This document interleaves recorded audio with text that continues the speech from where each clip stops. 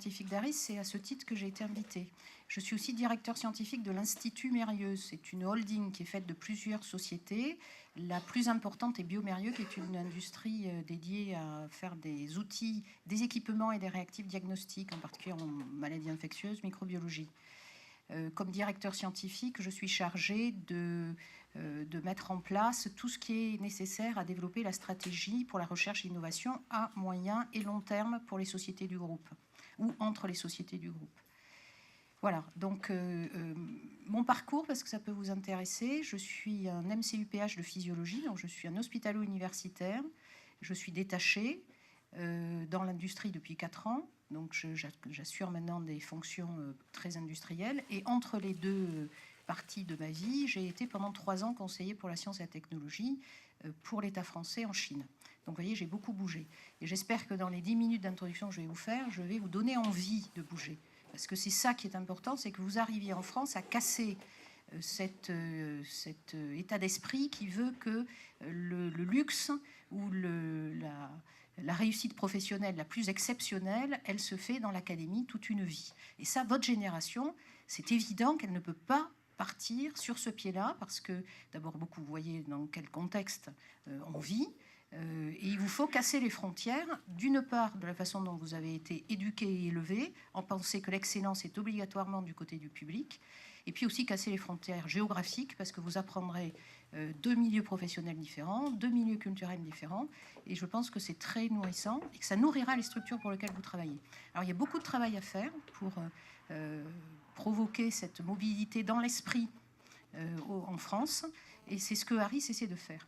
Alors Harris, Association pour la recherche et l'innovation des industries de santé. C'est quelque chose qui est assez original. Vous savez, quand Nicolas Sarkozy est arrivé à la présidence de la République, il a créé, au-dessus des institutions de santé, Thierry Damerval vous l'a raconté hier, Avisan, qui est cette structure de coordination entre les différentes parties dédiées à la santé dans les institutions de recherche, donc CEA, CNRS, INSERM, etc. En parallèle de ça, depuis un certain nombre d'années, les industries de santé avaient ressenti le besoin, avec les différents gouvernements et ministères, de mettre en place des réflexions qui étaient coordonnées à la demande donc, de l'État, et que l'on appelle le CSIS, conseiller. Alors, Catherine, c'est le Conseil stratégique pour les industries de santé, voilà, qui sont des think tanks qui émettaient des recommandations chaque année ou quand ils étaient réunis. Alors, recommandations auprès de l'État français, comment améliorer la mise sur le marché des médicaments, et etc., etc. Les copies, les industries de santé ont à faire face à de nombreuses copies dans le monde, etc. Et en 2009 ou 2010, une des recommandations a été de créer en face d'Avisan l'équivalent au niveau des industries de santé.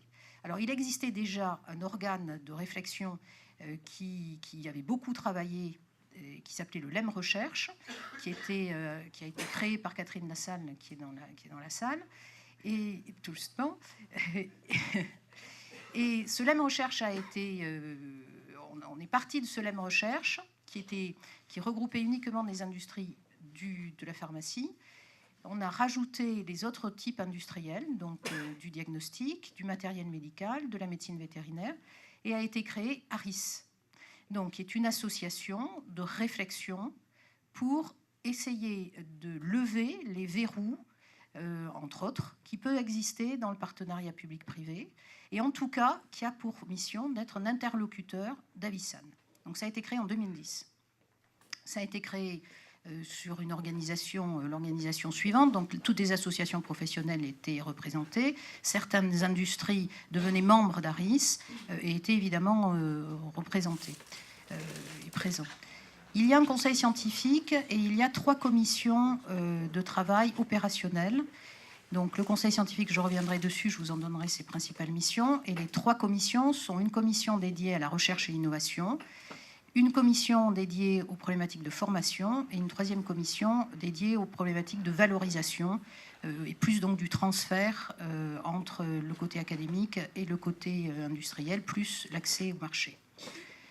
Alors, beaucoup de thématiques sont prises en compte par ARIS et sont travaillées au quotidien donc, dans cette association. Et chacun d'entre nous, on donne de notre temps en plus du temps officiel que l'on dédie à nos missions industrielles. Le conseil scientifique a pour mission de réfléchir aux thématiques dans lesquelles vont émerger de la valeur industrielle éventuellement et dans lesquelles la France est bien placée pour amener des choses intéressantes à la connaissance des industries.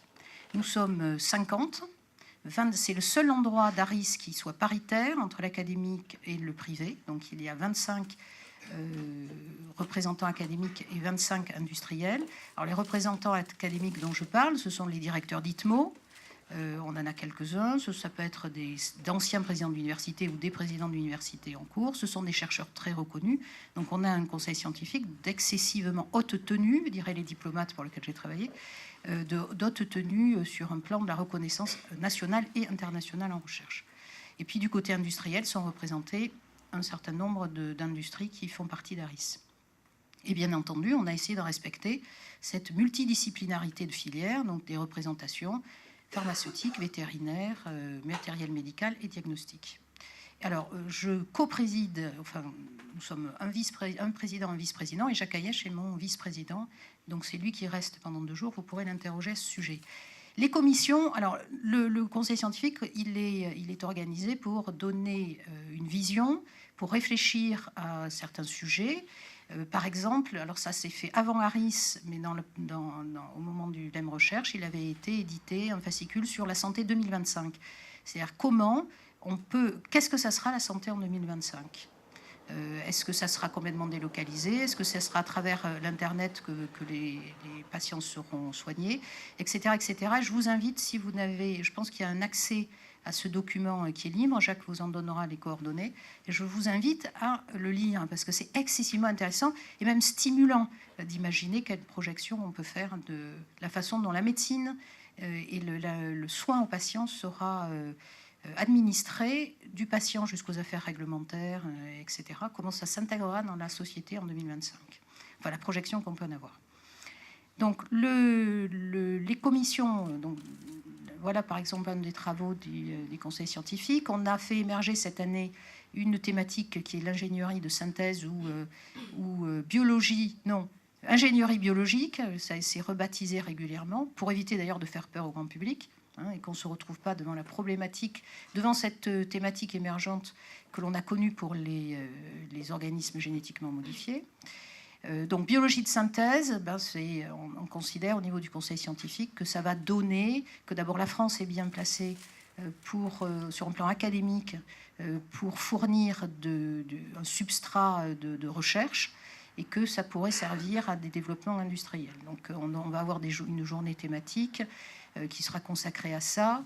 Et le conseil scientifique s'est donné pour mission de toujours transformer, d'essayer en tout cas de transformer le fruit de ces réflexions en actions concrètes. Alors les actions concrètes, ça peut être faire une lettre ouverte au ministre, c'est présenter ça devant des groupes de travail à l'Assemblée, c'est donner du travail aux commissions d'ARIS, voilà, c'est interagir. Une remarque, ARIS... je pense qu'il y a quelques autres exemples dans le monde d'associations, quoique on les recherche, des associations professionnelles qui essaient de fédérer des filières multiples, diagnostiques, pharmaceutiques, etc., etc. Il n'y en a pas tant que ça dans le monde. Et on est assez original. Et un conseil scientifique qui, paritairement, essaie de réfléchir à la stratégie et à la vision moyen et long terme que l'on peut faire du développement du territoire français, tant sur le plan académique que sur le plan industriel. Il n'y en a pas non plus tant que ça. Et même, on a fait un benchmark avec Jacques et le conseil scientifique. On n'a pas trouvé de think tank d'autres think tanks de ce type dans le monde. Alors, on n'a peut-être pas très bien regardé. Alors, les commissions. 3 commissions. La commission formation, vous allez entendre parler de certains de ses travaux dans ces 2 jours. Elle a réfléchi en particulier à la problématique des carrières mixtes.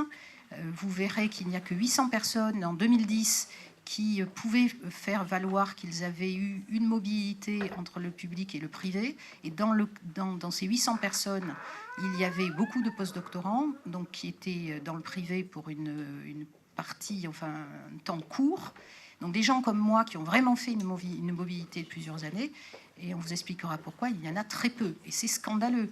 Et en France, nous sommes très inférieurs aux pays anglo-saxons qui pratiquent ça de façon beaucoup plus décomplexée, ne serait-ce d'ailleurs que le fait de créer des entreprises, de monter son entreprise, éventuellement de revenir dans le public. On vous expliquera pourquoi il y a autant de verrous et pourquoi c'est si difficile en France, où c'est plus difficile que dans d'autres pays.